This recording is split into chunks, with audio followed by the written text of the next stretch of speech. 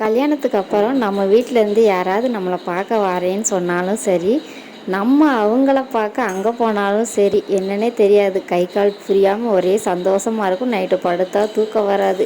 அந்த திங்ஸை எடுத்து வைக்கணும், இதை எடுத்து வைக்கணும், போய் என்ன செய்யணும் ஏது செய்யணும், மண்டையில் ஒரே எண்ணங்கள் ஓடிக்கிட்டே தான் இருக்கும். பாப்பாவை ஸ்கூலில் விட்டுட்டு வந்ததுக்கப்புறமா சின்ன சின்ன க்ளீனிங் ஒர்க்கெல்லாம் இருந்தது. அதெல்லாம் முடிச்சுட்டு காலையில் பிரேக்ஃபாஸ்ட்டுக்காக அம்மா இடியாப்பம் செஞ்சுருந்தாங்க. அதையும் சாப்பிட்டாச்சு.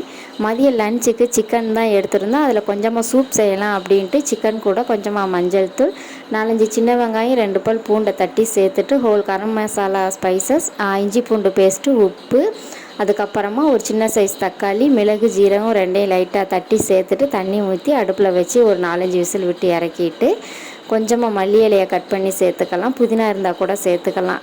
தேவைப்பட்ட காரத்துக்கு தக்கன கொஞ்சம் மிளகுத்தூளும் சேர்த்து நல்லா மிக்ஸ் பண்ணி குடிச்சிட்டோம் அப்படின்னா சூப்பராக இருக்கும். ட்ரை பண்ணி பாருங்கள். தேங்க்யூ.